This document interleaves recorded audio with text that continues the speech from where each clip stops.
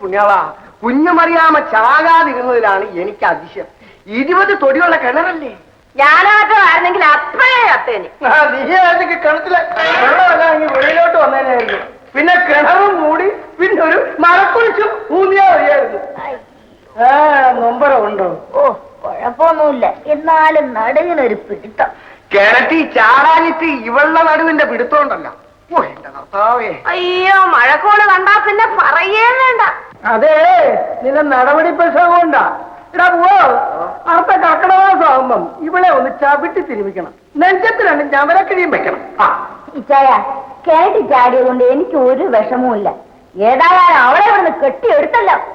ആട്ടെ, ഒന്ന് ചോദിക്കട്ടെ, ഔസേപ്പച്ചനാണോ പെണ്ണിനെ കൊണ്ടുപോയി വിട്ടത്? പിന്നെ കണ്ണി കൊണ്ടു വിചാരിച്ചോ? അതിനെ കുളിക്കും. നടുവെടുക്കാൻ നമുക്ക് ഒച്ച ഇട്ടാ മതി. ഒരാഴ്ച കൊണ്ട് കേൾപ്പിനെ കൊണ്ടോ? അതെ അതെ അതെ, ഈ നടു ഇങ്ങനെ ആയത് പിന്നെ വെക്കാനും പെരുമാറാനും കുഴപ്പമൊന്നുമില്ലല്ലോ.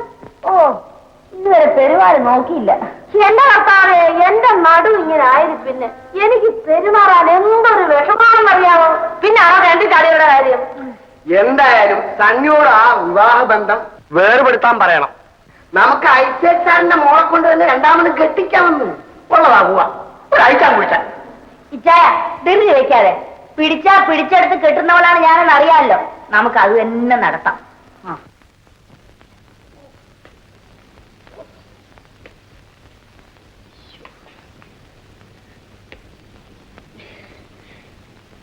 ഈശോയേ, അയ്യോ,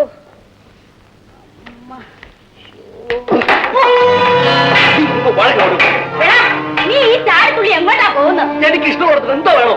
നീ ഇങ്ങനെ ആവശ്യമില്ലാതെ എല്ലാരോടും എപ്പോഴും ദേഷ്യപ്പെടുന്ന എന്തിനാ? എനിക്ക് മനസ്സുണ്ടായിട്ട് ആരെന്നെ ശല്യം ചെയ്യായിരുന്നാ മതി. ഇച്ചേ, ചോറുണ്ടേ?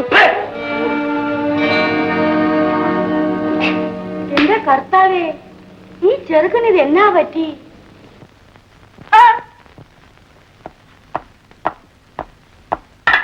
കുഞ്ഞമ്മേ, നീ സാറിനെ കൊണ്ട് വല്ലതും നല്ല പോലെ കഴിപ്പിക്കണം കേട്ടോ. ബോംബ് വീഴുന്നതിന് മുമ്പുള്ള തടി സാറിന് നമുക്ക് വീണ്ടെടുക്കണം. അത് ഇനി സാധിച്ചൊന്നും വരത്തില്ല. അങ്ങനെ അങ്ങ് തീർത്ത് പറയാതെ. ഞാൻ വിചാരിച്ചാലും വല്ലതുമൊക്കെ നടക്കും. അങ്ങനെ അങ്ങോട്ട് പറഞ്ഞു കൊടുക്കണേ. സാറേ, ഞങ്ങൾ പള്ളിയിലോട്ട് പോവുകയാണ്. വെടിക്കെട്ട് കഴിഞ്ഞിട്ട് ഞങ്ങൾ തിരിച്ചു വരും. നിങ്ങൾ പോയിട്ട് വന്നാ. വെടിക്കെട്ടെന്ന് പറഞ്ഞാൽ എനിക്ക് വെച്ച് അലർജി ആകട്ടോ കുഞ്ഞമ്മേ. അതല്ലേ സാറിനെ ഞങ്ങൾ കൂടെ കൊണ്ടുപോകാത്തത്. പിന്നെ കുഞ്ഞമ്മേ, അതവിടെ ഇരിപ്പുണ്ട്, അതെടുത്ത് കൊടുത്താട്ടെ. എനിക്ക് ചാക്കയിൽ അങ്ങ് വെച്ചാ മതി. കുഞ്ഞമ്മേ, കഥ കടത്തേ.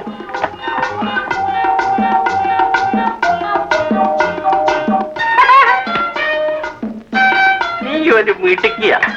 നിന്നെ കണ്ട അന്ന് മുതൽ തുടങ്ങിയതാ എനിക്കൊരു സ്നേഹം.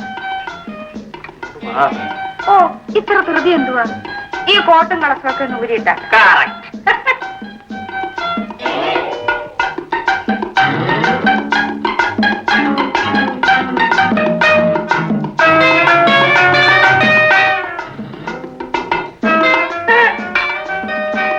ഇതാണ് എന്റെ നൈറ്റ് ഡ്രസ്. എങ്ങനെ ഇരിക്കുന്നു? വളരെ നന്നായിട്ടുണ്ട്.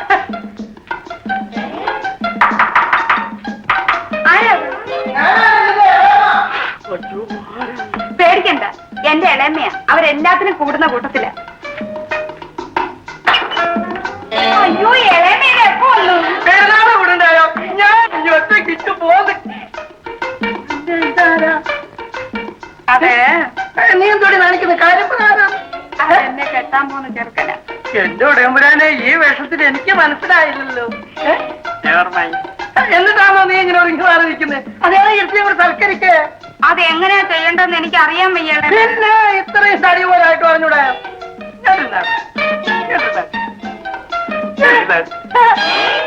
നീ പത്തമ്പള്ളിക്കാര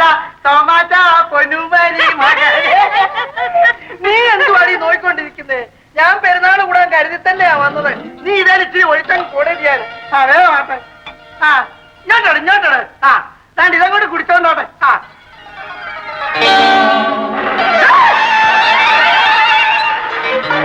അയ്യോ, ഇത് മണ്ണനെ. എന്ത് തന്നാലും മണ്ണെണ്ണ കുടിച്ച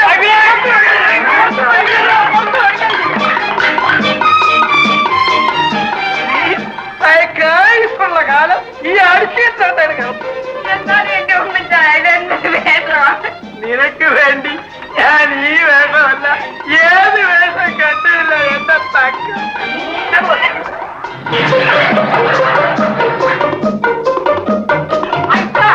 ഐസക്കാണ് ഈ വഴുത്ത് ഓടിയെന്താ? നിങ്ങൾ പള്ളി പോയില്ലായിരുന്നു?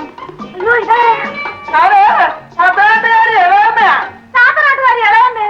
സത്യം പറഞ്ഞ നിങ്ങളാരാ? ഞാനുണ്ടല്ലോ ഉമ്മച്ചനാ. നിങ്ങൾ രണ്ടുപേരും കൂടെ ചേർന്ന് ഈ പാവം പിടിച്ച പെണ്ണിനെ ഐസക്ക് സാറിന്റെ പള്ളിക്ക് വെച്ചിട്ടാ നോക്കി ഇല്ലയോ? അവളിവിടെ നിൽക്കുന്നത് നിങ്ങൾക്ക് സഹിക്കുന്നില്ല. ഞങ്ങളെ വെടിക്കെട്ടും കണ്ട് പെരുന്നാളും കൂടി നാളെ രാവിലെ ഇവളുടെ കഴുത്തിലൊരു മിന്നും കെട്ടി വീട്ടിലോട്ട് പോകും. എന്റെ കർത്താവെ, മണ്ണും ചാരി ഇരുന്നവൻ പെണ്ണും കൊണ്ടുപോയി പോയവൻ പോട്ടെ, നീ മനപ്രയാസം ഒന്ന് തീർക്കാൻ.